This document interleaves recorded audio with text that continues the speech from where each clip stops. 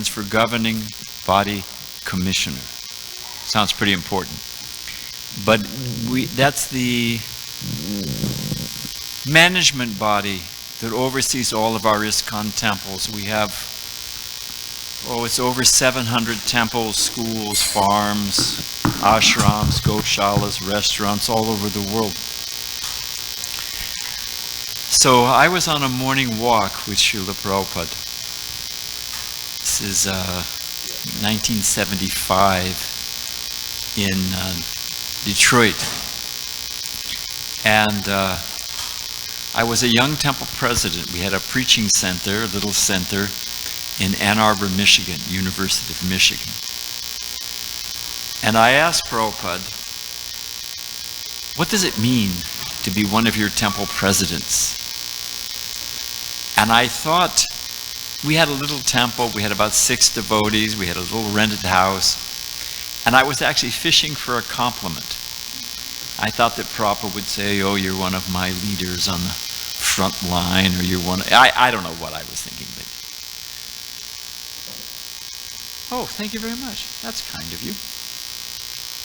Prabhupada stopped, put his cane down, sized me up, because I'd asked, what does it mean to be one of your temple presidents? Prabhupada put his cane down, sized me up. He said, it means if anything goes wrong, it's your fault. Which, so, Swavas is saying I oversee our temples in California and some other places, But what it really means is if anything goes wrong, it's my fault. So you can get my email address from Swavas Prabhu, and you can let me know if there's anything you want me to work on. Let me just offer a little prayer to Srila Prabhupada, because anyway. Nama Om Vishnu Padaya Krishna Prastaya Bhutale Srimati Bhakti Vedanta Swaminita Namane Namaste Saraswati Devi Gauravani Pacharani Nirvasesha Sunyavari Paskichada Sitarni Jai Srila Prabhupada. Now, I usually make a little public service announcement that if you have a cell phone, you'll be amazed to find that there's a mute button on it. Yeah. You can actually put the thing to rest. Don't worry. You can turn it on in whatever it is when we're done. Bad news will still be there. The world will still turn. You haven't lost anything. Now, what happens now is, after this announcement I just made, 50% of the people have shut their phone off. Now, when I make the second part, 100% do it. Second part is that at our temple in London, our Bhaktivedanta Manor, if your phone goes off during the talk, you have to give £10 into the deity hundi, into the donation box. I don't know what the exchange rate is. That's about $15. So I don't know if they have that policy. Temple treasurers usually like that policy. So, and I just saw it happen. Oh, I better shut off my phone. When there's actually a personal investment involved in it, then everybody shuts off their phone. So it just, I'm meaningless. I'm scratch, insignificant. But the message is actually valuable. So it's good if we spend a little time, just filter out whatever else is there. And the other component of that is if there's little kids, every kid, like American baseball, gets 3 spontaneous outbursts. Because, they're kids. I raised 2 kids. I know what it's like. But after a certain point, it becomes a distraction. So if 1, 2, 3 strikes, and then the kid will be much happier playing outside, fresh air with his or her buddies. So if we've got a kid that's overly rambunctious, they get 3 strikes, and then see you later, my little friend. They can play outside. Okay, so cell phones, kids, and let's go. Now, I was thinking about something, because you're an attentive audience. Questions we often hear. I'm a monk. I I've been doing this for some time. People say, can you see God? Show me God. I get it all the time. I heard someone ask Srila Prabhupada, the founder of the Hare Krishna movement, my teacher. Now, he was speaking in London, interestingly enough, at our Bhaktivedanta Manor. Now, it's a long, if you've ever been to our temple, we have two temples. We have something going on? Hare Krishna, welcome back. So it's a long, the deities are here. You know, beautiful Radha Gokulananda. And Prabhupada's Vyasa-san, where Prabhupada was sitting, was here. And the deities are here. Temple room was packed. It's just not a very large temple room. So deities are here. You know, Radha Gokulananda here, Prabhupada's here. A man stands up. Says, can you see God? Prabhupada said, yes, but you're standing in the way. Sit down. So that's one way I heard Prabhupada answer it. Another time, someone said, can you see God? Prabhupada said, can you show me God? Can you see God? Prabhupada said, that's not really the question. The question should be, why can't you see God? Prabhupada said, actually, the mystic presence of God is all around us. It's a question of, I was in Prabhupada's room one time, and he was peeling a tangerine. We say tangerine here. In India, they say an orange. But you know what I'm talking about, right? And Prabhupada was peeling it. He peeled it. Somebody gave him a nice big tangerine, and he was peeling it, and then he distributed all the sections, the little segments he gave to the devotees. But as he was peeling the orange, he looked at it, and he said, how can they say there's no God? It comes so nicely packaged. And if you think about it, you know, it's got individual servings, the peel. You know, we're all going to be dead and gone, and the plastic we use is going to be here for a number 15,000 years or whatever. But Krishna makes a nice, it's packaged nicely, but all the packaging is organic, it's biodegradable. You can even chop it up. You can make it into a nice marmalade or a nice jam. It's got a seed inside that will produce another tangerine tree. I mean, it's an ingenious construct if you look at it. I was flying one time to India, and packed plane, and a man sat down next to me, he's an Indian gentleman, and he said to me, oh, I see that you are a Krishna Bhakta. He went, way to go, Sherlock. I mean, it's an easy guess, right? So I said, yes, I am. He said, oh.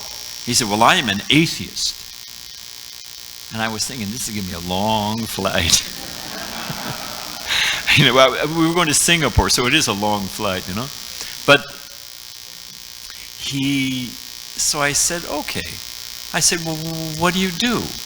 He said, I am an aeronautics engineer, and I helped design the 777 Dreamliner. And he was really proud of it. And hey, it's an accomplishment. I'm not taking that away from him. I said, did you design it yourself? He said, no. He said, there was a team. I said, how many teams? He said, well, there was the electrical team, the navigation team, it's so many different teams. So many teams. I said, well, how many on it? He said, well, there was about, let's say, about 15 teams. Now, that doesn't include the stuff that they brought pre-made. You know, that was, I said, okay, and how many people on a team? He said, well, let's say an average of 10 on a team. So 10 times 15 is 150, right? So 150 people designed the 777 Dreamliner. I said, okay. I said, now, how fast does it go? I think they go, I don't know, anyone know? We got any aeronautics engineers here? I think they go like 600 miles an hour, 700 miles, something like that, right? Okay. And they hold, how many? Anyone know? Google it. I think it's, I don't know what, 400 people? Something like that? Yeah. Let's take a guess. Let's give the guy an extra mile. 400 people, right? Now, Just with, and there, so I said, okay, now that 777 Dreamliner, which I said, you know, just between you and me, they crash sometimes, don't they? He said, yeah. I mean, I don't mean to scare anybody, but they crash sometimes. I think airplane fuel is one of the biggest pollutants, isn't it? One of the biggest pollutants in the world. And I don't know about you, but you know, I travel on one of those things for more than a couple hours, and it's not a whole lot of fun. It's a big tube full of people, bad smells, whatever they're fish, whatever it is, or chicken, or, you know, I mean, you're flying on this thing, and so it's not really a joyous experience after, you know, short time on it. So I said to my friend, my atheistic aeronautics engineer friend, who designed the 777, I said, let's do a little comparing and contrasting. You're very proud, and I admit it's an accomplishment that you made this 777. But let's compare it to planet Earth. What does Krishna say? Sarva Lokam Maheshwaram? He's the, you know, what is it? Bhoktaram Jagatapasam Sarva Lokam Maheshwaram. That Krishna's the master of all planets. Krishna's Aham Sarvasya Prabhaho. Everything comes from Krishna, from the Supreme. So now you're proud that the best and brightest in America in the field of engineering, you designed this 777. And it can carry maximum, let's say 500 people. Anyone know what the population of planet Earth is? Is that how many? Yeah, depending on what happened in China and India last night. It's like, what is it, 6 billion now? Over 6 billion with a B. 600? 6 billion. Okay. And how fast? 600 miles, we said? I think the Earth is traveling at 1,800 miles per minute. Think about that. 600, 1,000.8 per minute. Okay. Which is a superior product. The Earth, does it ever crash? Do you ever have, like on a plane, they say, we're going to have a little turbulence, don't, you know, everybody buckle up. Do we ever get an announcement from Bhumi Dev, you know, the goddess of Mother Earth? Hey, Earthlings, fasten up, we're going to get some turbulence here. No, never happens. Do you ever, and I mean, the airfares are going through the roof. I travel a lot. You know, I'm a sannyasi, so some people give a little help. It all goes for airfares, every single penny. Anyone here ever get a ticket from Mother Earth for, you know? Figure how, I don't know how old you, we could figure how many times you've gone around the sun. And you could measure how many times, how old you are. You could figure how many miles you, figure out what it would cost you to fly that many miles on, even on the cheapest airline in the world, fly-by-night airlines. Nobody gets a bill for it. And it's complete. Anyone feel any disturbance? I mean, we don't even feel we're going one, and here's the real kicker. Take that airplane, that 777, speed it up to 1,000.8, yeah, whatever, it's 1,800 miles an hour, or a minute, whatever it is, going around them, whatever it is, in the Earth's orbitation. And then spin it. Spin that airplane. How well is that 777 going to hold up? So my point to the man was that you're so proud of your intelligence and that you accomplished this. You helped build this thing. And yet a far more complicated machine. And there's unlimited planets. So many, who knows how many universes? And all of that has no intelligence. Remember, he was an atheist. All of that, which is far more complicated, far more sophisticated, far superior to your design, that all happened by chance. There's no intelligence. There's no designer. There's no direction. I said, please, sir, help me out with the seamless logic of that. His answer was, oh, Swami, I have to finish my tea. That was it. He didn't, at least he left me alone. So, but my point is, if we just open, show me God, if we just open our eyes and look from that tangerine, I mean, There's a man who comes to our temple in Los Angeles, in San Diego. A very nice man. He owns a Mercedes dealership. So I said, well, how about this? Why don't you just put 2 Mercedes in a garage, leave them alone. Can you come back 6 months, 9 months, and a year, and there's a baby Mercedes? You know, why? You think how much you'd save on inventory. You just breed Mercedes. But Krishna in his tangerine, I know they're proud, it's one of the best, machined, engineered cars in the world, and everybody's proud of it. But a tangerine, simple thing, which we take for granted, it's got a seed in there that will produce another tangerine tree, which will produce unlimited tangerines, which also all have seeds in them that can create more trees. And that, there's no design, there's no logic, there's no reason. It all happened by random laws of physics. Help me out with the seamless logic. You have to have the eyes to see. If we open our eyes and have the eyes to see, then show me God. God is all around us. Another man, it's akin to this question. He said, well, if God is everywhere, I got him to the point that, okay, there's a designer, there's a cause, there's a reason, there's an intelligence behind this existence. Well, if God is everywhere, why do we need to go to the temple? And it's true. You can pray anywhere. You feel the presence of God if you have. Well, I'll just say it just for fun, so I don't want to forget it. Here in Los Angeles, Prabhupada was sitting in his quarters upstairs. If you ever have the chance, you should take a little tour of Prabhupada's quarters. It's just wonderful. You can see how a saintly person was living and how he launched this movement from. Prabhupada used to call this Los Angeles temple his world headquarters, Western world headquarters. So there's a lot of history in the LA temple. So Prabhupada was sitting upstairs, and it was a cold day for us Californians, Southern Californians. Everybody was just like I've got a chador and a sweatshirt, and everybody's kind of had a cap on. It was cold upstairs. And, on a cloudy day, sometimes the clouds will shift and part, and a little ray of light, shaft of light will come down.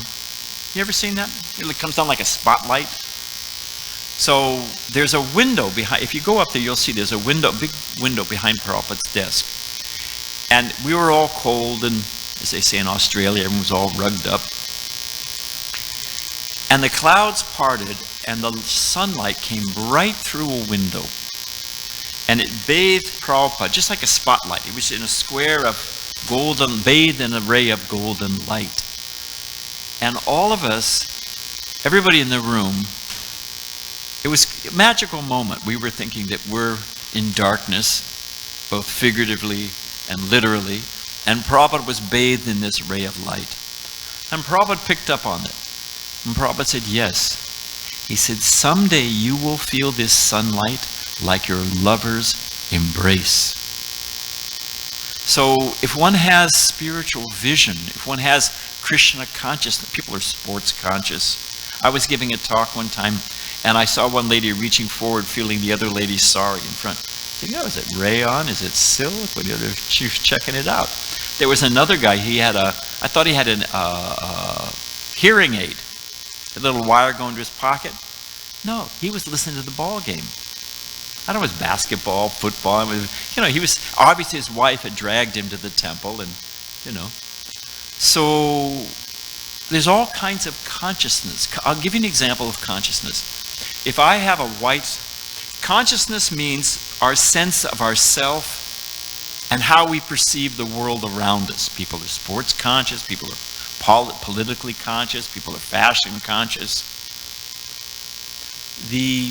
What we're teaching is how to be Krishna conscious, how to actually see and experience the presence of the Supreme Lord all around us. A big problem in the world nowadays, one of the biggest problems for kids, teenage kids, this is from the Gallup poll, recent Gallup poll. You know what kids are suffering from more than anything else? And kids means between, I think the study was between 14 or 15 and 18, was loneliness. People feel alone, alone in this. I was saying last night, one of the biggest anxieties is My father, who's passed away, he was a good man, actually. My father, he was talking to himself one day. I said, Dad, who are you talking to? He said, myself. I said, why? He said, my father said, I'm the only one who understands me. You know? But he was joking, of course. But you know, in the truth of the matter, we all have our sense of self. And we think, well, if people really knew me, they wouldn't like me. Or, you know, they don't like me, but if they really knew me, they'd like me. And my parents had a friend, Dr. Bowman. He was a dentist. Came home, and he was a tough guy. He was not a very pleasant guy. Came home one night, and his wife had changed all the locks on the house, moved out, and run off with her lawyer. Dr. Bowman by surprise. So we're all looking for who will actually love me, who will know me, who will appreciate me, who's my real friend through thick and thin. People say to me all the time, oh, Swami, oh, I pray to God. Oh, I pray to God. Okay, that's nice. But so what? And what do I mean by that? My mother, her brother, he's passed away, both of them, so I'm not offending anyone. His name was Uncle Chuck. Uncle Chuck was always calling my father, either to invest in some money or to loan him some money. Every time my father met Uncle Chuck wanted something. It got to the point, my mother would say, oh, it's my brother on the phone. My father would say, how much does he want? He wouldn't even take the phone anymore. So think about that. If you have somebody, every time you meet them, they want something from you. Are you happy to see that person coming down the road? Hey, sure, just take my wallet. It's right here. Are you happy to see that person? I mean, maybe you're more compassionate and kind. And you don't like that. They never ask about you. They never ask, how are you doing? What can I do? No, it's all about them. You think, geez, that's not much of a relationship. So I pray to God. Om Jaya Jagadish Hari. Give me a new car and a house by the sea. Or, you know, it's true in every tradition. God, give us this day our daily bread. My spiritual master said, that's good. At least we're recognizing that Krishna or God is supplying us. That's a good thing.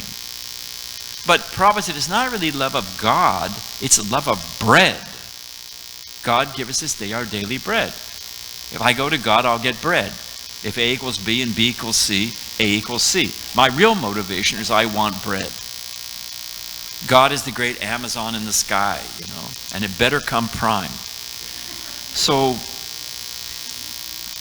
what kind of relationship is that? The fact of the matter is, Prabhupada, again, sitting here in Los Angeles, said, you think you're sitting on the floor? I'm sitting on the hand of Krishna. So the point is that I was saying about consciousness, that if I have let's just take this, one of these bulbs here, white light, relatively white. And if I put a green screen or a red screen or a yellow screen or a blue screen, that light becomes tainted, it becomes colored by that color of that screen. You follow? It's filtered through it. Via that medium, it becomes tainted or colored. Our consciousness is covered. And I gave some simple examples, you know, sports conscious, fashion conscious, whatever. But we are experiencing the world through a set of lenses, a set of concepts. If I have a diamond and it falls in the mud and becomes caked and hardened, layers and layers of mud, has the diamond itself become diminished? No. Everybody's saying no. And you're right. It's not a trick question, don't worry. Get the wrong answer, no feast for you. No. It's covered. but its innate quality remains, its inherent characteristics. If you want to retrieve that diamond, what do you need to do? You just uncover it. Just clean it off. You don't need to add anything. You just uncover it because its default mode, its inherent state is a diamond. The Shastras, the Vedas, the great saints and sages and teachers of the Vedic world, they tell us, and every genuine spiritual tradition says the same thing. Hey, they might be right. That we are not this body. I was down here to LA Rathi, and why does that matter? Look at these are different. Our pure consciousness, which is like that diamond and covered by layers. Our pure consciousness is Sat, Chit, Ananda. Those are the Sanskrit terms. It means that we are eternal, we're full of knowledge, and we're full of happiness. That's who we actually are. We're eternal, we're full of knowledge, we're full of happiness. Now, what's the next logical question? Well, hey, that's not how why am I experiencing something different? And some of those filters that are tainting that pure consciousness, I'm just going to spend a minute on. I just thought of this, actually. I was here at the LA Rath Yatra many years. You know our Los Angeles Rath Yatra? Which is the first Sunday of every, right, it's the first Sunday in August every year, unless it's Ekadasi. If you have not been to the Los Angeles Rath Yatra, you've wasted 50% of your life. I mean, not just. But it's so much fun. It's a wonderful, wonderful. When we first held at the LA Times, that great chronicle of truth, the LA Times said it's a spiritual Barnum and Bailey's circus. And if you throw in Venice Beach, it's genuinely a circus. So it's a whole lot of fun. It's a wonderful event. So I help out in the free prasadam booth. We have so many different booths of all different types of cooking and displays. It's really family fun for everyone, and it really is. So I help out in the free prasadam booth. You know, we have a free full plate of nice Krishna, nice meal. So things were going on smoothly. I ducked out for a minute, and one of our senior monks, Jayadvaita Swami, is a very nice speaker and a very smart person. So there's a question and answer booth, which is always a lot of fun. So I thought, well, I'll slip out for a minute and I'll listen to the question and answer booth. So I got over there, and it was packed, a bunch of people, and Jayadvaita Swami was answering questions. And there were these two very large men. I mean, just between you and me, they were land whales. They were big, supersized. Trying to see around these guys, trying to see them. I could hear Jayadvaita much. And here's I'm not making fun of them. Here's the point I'm trying to make. I heard Jayadvaita Swami say, and the beginning step, the first understanding of true spiritual life is that we are not this body. One of these big guys turned to his equally sized friend and said, "Boy, that's a relief." And the thing is, it is a relief. We're not too fat, we're not too thin, we're not black, we're not white, we're not Chinese, my eyes aren't too close together or too far apart. I mean, people trip out about that. You can get ear surgery. You can get ear surgery if your ears are too big. You think, hey, how's it going with the wind over there? If you're a Dumbo or I don't know what. People spend their whole life in anxiety about their ears.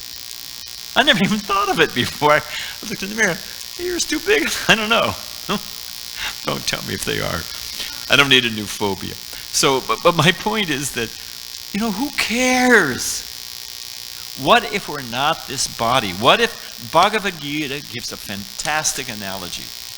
If you have not read the Bhagavad Gita, and you have to get the right Gita, we're going, I don't have a clock. Ooh, where's a clock? Okay, it's a small clock, and my eyesight's not good. Oh, look, I can't get out of that one. So, we'll end in a couple minutes, and then I want to see if you guys have some questions. So, now where were we? Oh, Bhagavad Gita. Thank you. So, Bhagavad Gita, it gives a fantastic, in other words, if our state, if our actual default mode of the soul, our actual self, is to be full of knowledge, full of happiness, to be fearless, sense of eternality, you know, well, I'll repeat it. I said it last night. Do you know what chuckers are? To chuck something? There's a man who comes to our San Diego temple. He's in charge of Caltrans cleanup crews. You know Caltrans on the freeway? And you know, people are always tossing stuff out the windows and whatever, you know?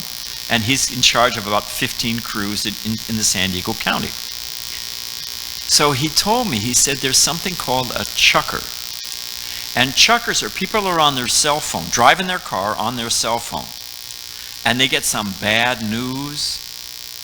You know, Dr. Bowman, who just found his wife, has run off with the lawyer or what, you know, I don't know, what stock market crashed, you know, whatever, things. And people are so agitated, they throw their phones out the window.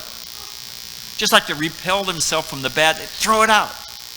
And then, whoa, that was a bad move, you know, I got to get the phone back. So I said, how many, and he said, they find these phones all the time. I said, how many do you find? He says, in San Diego County alone, they find an average of 10 to 15 phones a day that people have tossed out the window. So, I mean, you got to be agitated, you got to be in a lot of agitation to be in that state. Now, that's an extreme example, but I was giving the white light filtered through the, you know, colored light, it becomes tainted.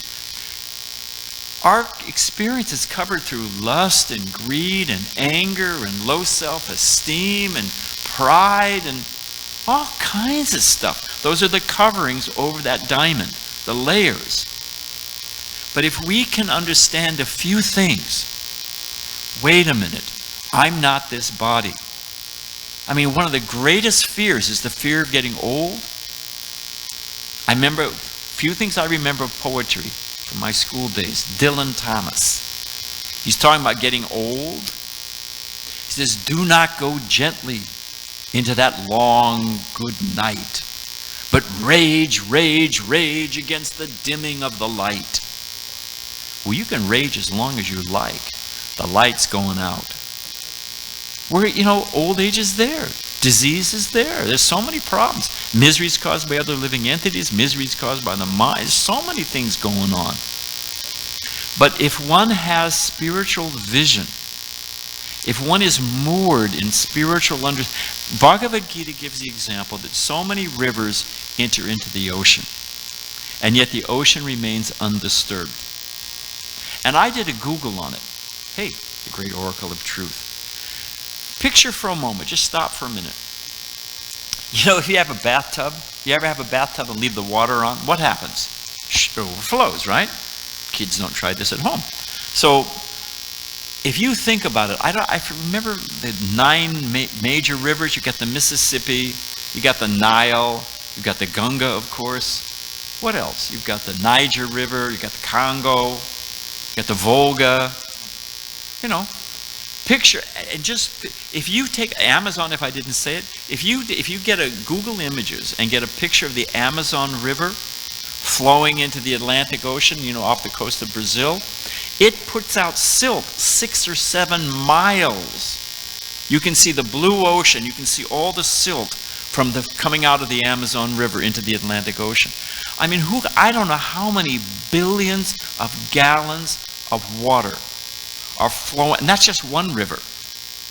Picture all of those rivers and all the water flowing into it, and yet the ocean remains steady. It's that you can walk down here, Venice Beach. Are you worried about all of a sudden, hey, someone's turned on the Amazon and I'm going to get flooded? So Krishna uses that as an example. Even though so many agitations are moving in through the senses, hearing, smelling, tasting, and all going on in the mind, someone who's fixed, who's deep, because the ocean is deep. If we're deep in spiritual understanding, we're not so disturbed by all these things. Does it really matter what happened yesterday? You know, if you understand I'm eternal soul, and if we understand that everything is maintained by the Supreme Lord, And at the time of death, it's not that I become fertilizer, but the soul goes on.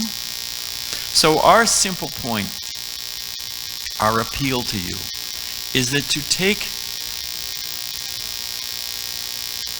we are meant, for us, we can go to the holy places of India or anywhere in the world, we can sit under a tree, chant Hare Krishna, and we're just fine. I don't know what it costs to maintain this building. Why do we maintain this building? It's for you.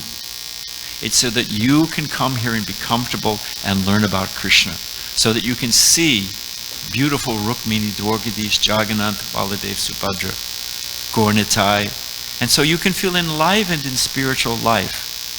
For Prahlad Maharaj, one of the Mahajans, one of the great teachers, Prahlad Maharaj says, and it's true, for a devotee, we're satisfied. Whatever happens, it's coming by Krishna. Here's a key, here's another thing. We cannot change conditions. People try to. People are always, if I was just here instead of there, if I just had a little more money, if I just worked on my health, we're always trying to manipulate conditions. But we can't. Classic example, and then we'll take some questions. I was in New York City, and I was flying to Puerto Rico. We were setting up our Spanish language publishing house. American dollar, speak English, speak Spanish, it's a fantastic place. This is many, many years ago. As I was getting on the plane, going down to the plane, JFK, it was as big as this wall, and it was a picture of the Caribbean. Happened to be Puerto Rico. And, tranquil ocean, palm trees, white sand beach, 2 pairs of footprints, because nobody wants to be alone eternally. So find your home and home. It gets pretty lonely after a while. So, and what did it say? It said, going nuts in this city. Chaos, confusion, Go to Puerto Rico, tranquil, peaceful. Looked pretty good. When I landed in Puerto Rico, before I even got out of the airport, in San Juan, before I got out of the airport, same kind of thing, huge poster, New York skyline at night. And it said, going nuts on this little island with nothing to do, go to New York where the action is. I said, well, hang on a minute here, Everybody in New York thinks they'll be happy in Puerto Rico. Everybody in Puerto Rico thinks they'll be happy in New York. Where's it happening? Over Atlanta at 30,000 feet? Halfway? I don't think so. Where's it happening? So people are thinking, we're conditioned, we are brainwashed. Nobody likes to be cheated. I remember the first time I was cheated, and it wasn't the last. The first time I was cheated, I was, I think, roughly 5 years old. It might have been 4 or 5, something like that. And my very kind mother, it was a safer world in those days. My older brother was with us. And my older brother, my older sister, and me. And we went to it was movies. And you used to get 2 movies, and you got an intermission, and there was a cartoon and a newsreel. My mother had us out of her hair for about, 4 or 5 hours. And my brother was there. It was a safer world. Okay, fine. So, and she gave us all some money for some snacks. Whatever it was. My lusty little tongue. Here we go. And I remember picking a candy bar. I couldn't even see the top of the counter. I could just see the glass, and in my little lusty brain was calculating, well, this one's longer, but that one looks thicker, and this, all the different calibrations, what was going to last the longest.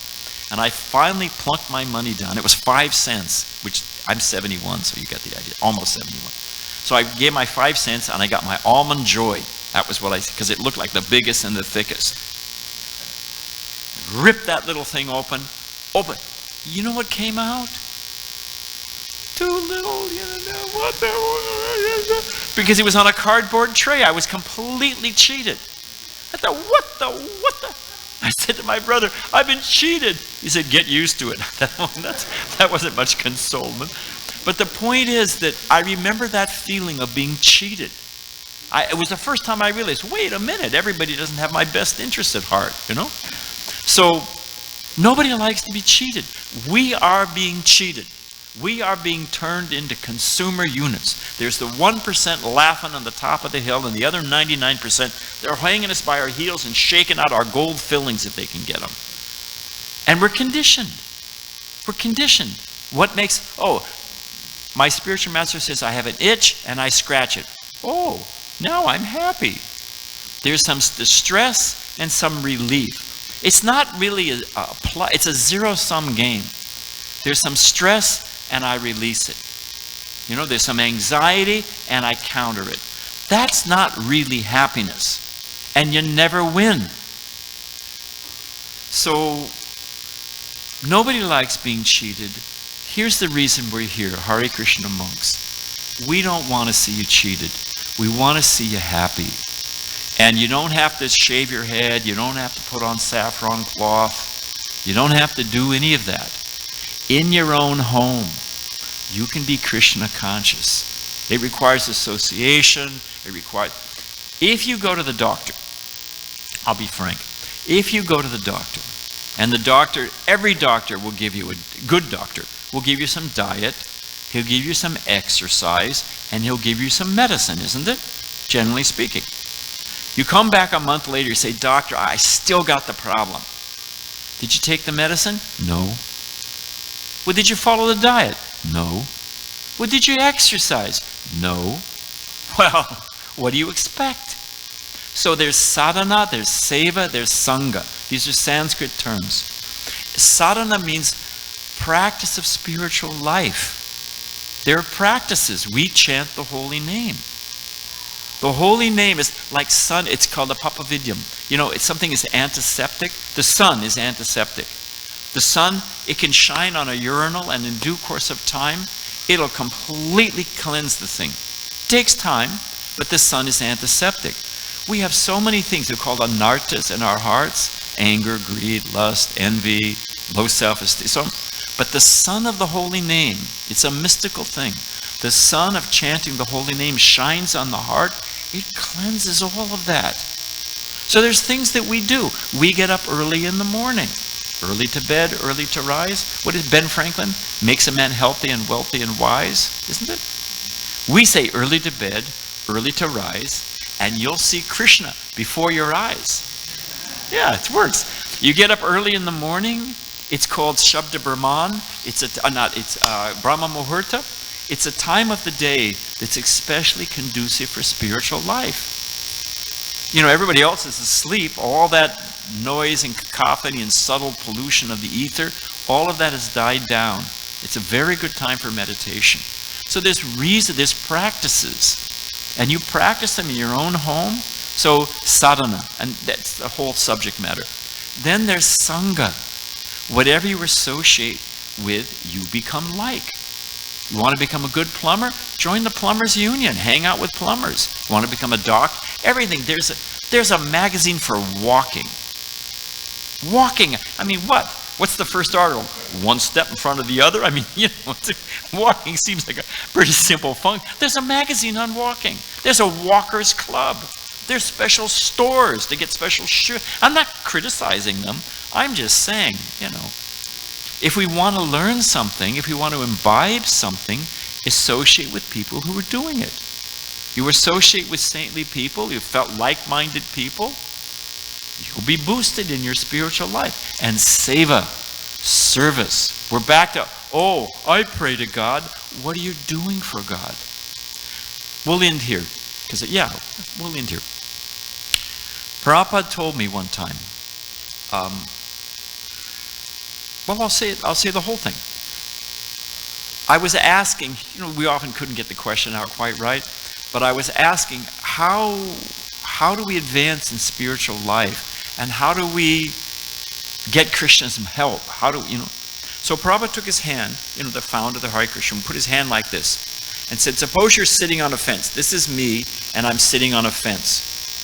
What happens if I lean this way? Don't overthink it, friends. If you're sitting on a fence and you lean this way, what will happen? I'll fall that way. If we lean this way, what will happen? We'll fall that way. Prabhupada said if you just lean, here's a choice.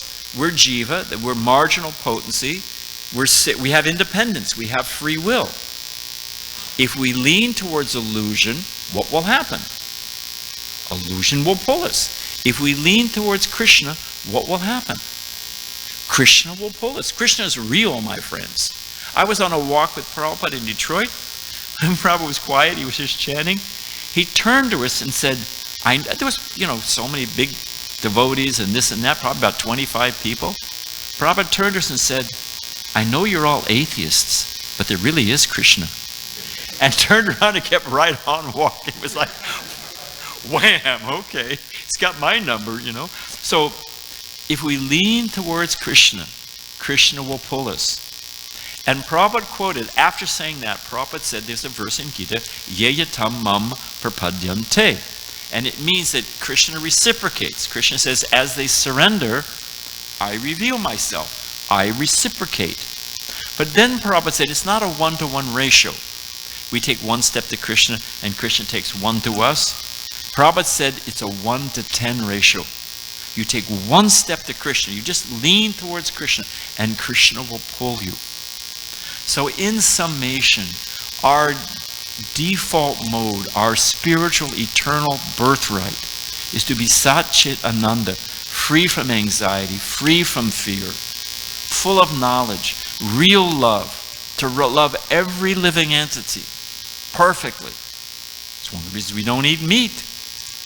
So that potential, like the diamond covered with dirt, that potential is inside all of us. It's there. It's our nature. It's our default mode.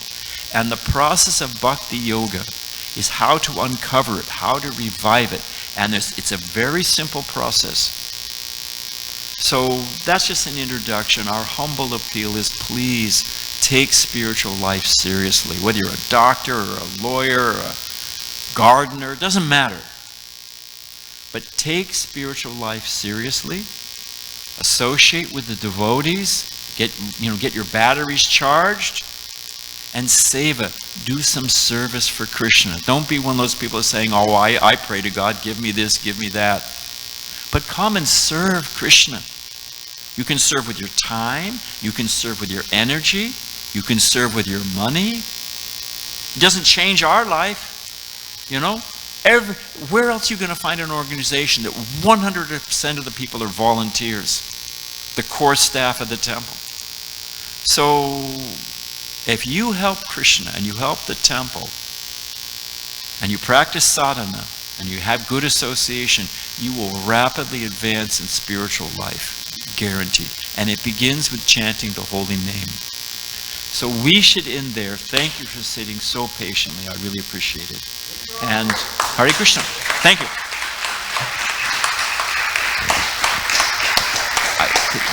I was going to take some questions, but I think we're up against the feast and so many things. So, yeah, we can roll. Thank you very much, Hare Krishna.